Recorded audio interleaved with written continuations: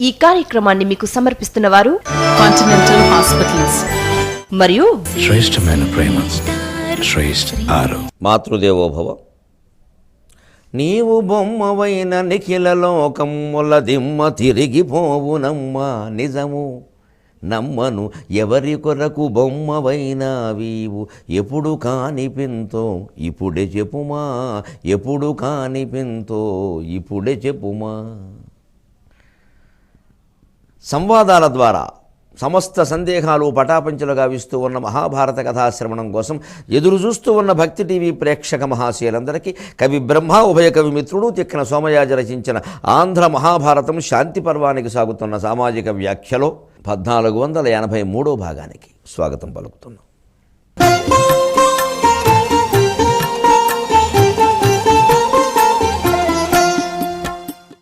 ఎప్పుడూ ధర్మరాజా శిక్ష విషయంలో రాజు కాస్త ఆచితూచి వ్యవహరించాలయ్యా, తొందరపాటు నిర్ణయాలు పనికిరావు. ఆ సంసారం విషయం సరే కానీ రాజకీయం ఎలా ఉంటావు, సంసారం కంటే ముఖ్యమైనది రాజనీతి.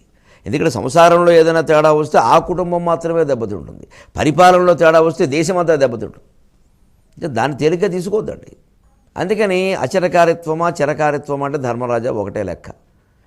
అచిరకారిత్వం ఎంత తప్పు, అతి చిరకారిత్వం కూడా అంతే తప్పు.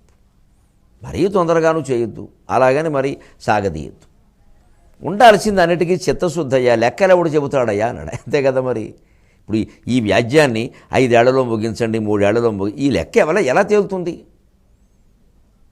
కానీ మరి 18 ఏళ్ళు 20 ఏళ్ళు అవడం, చివరికి అవన్నీ తిరగదోడమే విచిత్రంగా ఉంది. కానీ ఒక్క మాటయ్యా విను, చంపదగిన తప్పునకు అనగా చంపుటయు అనయు. విను, చంపదగిన తప్పునకు అనగా చంపుటయు వలయు. ఆప్తుడు బంధుండనుజుడు తనుజుడు అనుమన్ననయును దుష్టునెడరాజునకు పాపమగును. చాలా స్పష్టంగా చెప్పాడు. విను, చంపదగిన తప్పునకు అనగా చంపుటయు వలయు. ఆప్తుడు బంధుండు అనుజుడు తనుజుడు అనుమన్ననయును రాజు దుష్టునెడ రాజునకు పాపమగును. చంపదగినటువంటి తప్పు చేస్తే చంపి తీరాల్సిందే అన్నాడు. ఇక్కడ చూడండి తిక్కన గారి ప్రయోగ నైపుణ్యం. అనగా అని వాడాడు ప్రాసలో. ఎందుకంటే అది అఘము కాదు అని చెప్పడానికి. సాధారణంగా సంబోధనలో అధిప అనగా చాలా చోట్ల వాడారు, కానీ ఇక్కడ సార్థకం. ఎందుకంటే సాధారణంగా ఏమంటే చంపాలండి, ఇప్పటికి కూడా ఏంటంటే మరణశిక్ష రద్దు చేయమని చెప్పేసి ఉద్యమాలు అనవసరం అండి, చాలా పిచ్చి ఆలోచన అది. మరణశిక్ష ఉంటేనే ఇలా ఉంది పరిస్థితి. ఎవరికేసారు ఇప్పుడు రద్దు చేయమని అడిగేది ఏమిటి? రద్దే అయింది అనధికారికంగా రద్దు అయింది. ఎవరికేసారు కనుక ఇతర దేశాల్లో వేస్తున్నారు, మనకెక్కడ ఉంది? మనకి ప్రజలకే మరణశిక్ష, ఉగ్రవాదులకు లేదు ఇక్కడ. ఇంకా రద్దు చేయమని గొడవలు చేయక్కల, చాలా తప్పది. బాధ్యత లేని మాటలు మరణశిక్ష రద్దు చేయమంటాం. ఈ మానవత్వాలని మరణశిక్ష రద్దు చేస్తాం. కోళ్ళకి లేళ్లకి వీళ్ళు మాంసం తినడం ముందు మానేమనండి ఈ ఉద్యమాలు చేసేవాళ్ళని. వాటికి ఎవరేమన్నారండి మరణశిక్ష? మన ఆహారం కోసం ఒక్క పూట ఏదో కీంచి కట్ బిర్యానీ పలావు కోసం ఒక జీవిని చంపడం తప్పు కానప్పుడు, యావత్ రాజ్యాన్ని కాపాడడం కోసం ఒకడికి మరణశిక్ష వేస్తే తప్పు ఎలా అవుతుందండి? బుద్ధి లేని మాటలు మాట్లాడుతున్నారు మానవ హక్కుల సంఘాల పేరు. ఇదే అండి మానవ హక్కులు? కోళ్ళ హక్కులు, లేళ్ల హక్కులు, జంతువులకు ఎక్కడ హక్కులు లేవు. రోజు 3 తింటాడు కూర్చుని ఇక్కడ మానవ హక్కుల సంఘం అంటాడు. వాటికి అన్నిటికీ మరణశిక్ష రద్దు చేయమంటే ఏ జీవిని చంపడానికి వీలేదు, బతకమని చూద్దాం. ఇవి ఆచరణ సాధ్యం కాని మాటలు మాట్లాడద్దండి. అసలు ఇవి చాలా ఉదారంగా కనపడతాయి. ఇక్కడ ఊరికి జెండాలు ఇచ్చి ఊరేగుతుంటాయి. బస్సుల్లో కూర్చోబెట్టి 26 మందిని సజీవ దహనం చేసేస్తే ఏం మాట్లాడేది లేదా? ఇప్పుడు వాడు ఇంకా పుస్తకాలు రాస్తాడు ఎలాగా, ఏదో మహాత్మా గాంధీ లాగా. వాళ్ళకి అసలు అవకాశాలు ఇయడమే తప్పు. అది ఇంకెలా బాగుంటుంది లోకం? ఇక అక్కడి నుంచి అందులో కులాలు మతాలకి చెప్పేదేముంది? చంపదగిన తప్పు చేసినప్పుడు చంపుట యువలు చంపాల్సిందే. దాన్ని ఎలా చెప్పాడు? చంపుట యువలయు అంటే అవాగ్దండన, దృష్టి దండన, ధనదండన, తను వికారి దండన అన్నీ అయ్యాక ఆలోచించు తప్పనిసరి. అంతేగాని ముందు దొరకగానే వేసాడు. ఇంకా దొరకగానే వేసేసేవాళ్ళు కూడా కొంతమంది ఉంటారు, వేయాలి, వాళ్ళకి అంతే అవుతుంది. ఎందుకంటే అప్పటికే వాళ్ళు 50 మందిని చెప్పారు, ఇంకేంటి వాళ్ళ పట్ల జాలి వహించేది ఉంటాయి. దాని లెక్కలు దానికి ఉంటాయి. అన్ని పరిస్థితుల మీద ఆధారపడి ఉంటాయి. అంచేత రాజుకి ముందు విచక్షణ జ్ఞానం ఉండాలి. ఆ విచక్షణతో తీసుకునే నిర్ణయానికి ప్రాతిపదిక చిత్తశుద్ధి. అంతే.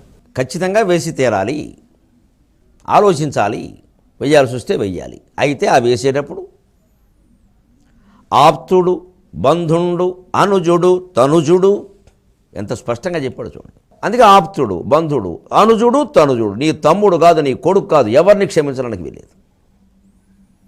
అను మన్ననయును దుష్టునెడ రాజునకు పాపనగున్. అటువంటి ఏమాత్రం మన్నన కానీ ప్రేమ కానీ రాజు అనేవాడికి దుష్టుడి మీద ఉండకూడదు. మంచివాడు అనుకుంటే పోనీ నీ బంధువు కూడా కాబట్టి, మంచివాడు కూడా కాబట్టి చేస్తే ఇంకో ఉపకారం ఎక్కువ చేయి, నీకు బంధువేనదు. ఏమైనా మొహమాటాలు ఉంటాయి.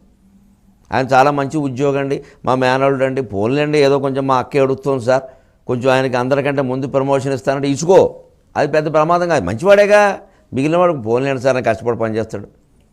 ఆయన మేనల్లుడు కాకపోయినా కూడా ఆయనకి మంచి గౌరవం ఉందని మంచిది తప్పకుండా చేసుకో, కాదని ఎవరంటారు. దాని పెద్ద ఇబ్బందులు ఉండవండి. ఎటొచ్చి కొడుకైనా కూతురానో మేనల్లోనో దుర్మార్గుడిని సమర్థిస్తేనే వచ్చే ఇబ్బంది.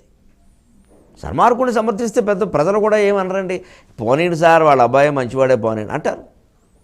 అంచేది మన దృష్టి ఎంతసేపు సన్మార్గం, దుర్మార్గం, ధర్మం, అధర్మం, మిగిలిన బంధుత్వాల తర్వాత. అంచేది ఇవి స్పష్టంగా రాజు చెయ్యాలంటే చిత్తశుద్ధి ఉండాలి. ఆ చిత్తశుద్ధికి మూలం తిక్కన గారు చెబుతున్నారు. తాను మొన్ను వినీతుడై తనదు భృత్యుల బంధుల పుత్రుల వరుసతోడ వినయవంతుల చేయవలయు. అందరినీ ముందు విద్యావంతుల్ని చెయ్యాలి, ధర్మానికి కట్టుబడి ఉండే విధంగా చెయ్యాలి. ముందు తాను మొన్ను వినీతుడై తనదు మంత్రివరుల భృత్యుల బంధుల వరుసతోడ వినయవంతుల చేయవలయు. తాను ముందు బాగా చదువుకోవాలి, ఎలా పరిపాలన చేయాలో తెలుసుకోవాలి. పరిపాలనా విభాగంలో మనం ఉంటున్నామంటే కనీసం ఎంఏ పబ్లిక్ అడ్మినిస్ట్రేషన్ చదివి ఉండాలి, కౌటిల్యుని అర్థశాస్త్రం చదివి ఉండాలి.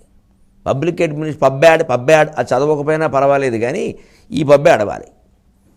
చాణక్యుని అర్థశాస్త్రం చదివి తీరాలి. అది లేకుండా భారతీయ జీవితాన్ని గ్రహించలేం, భారతదేశంలో పరిపాలన చేయలేం.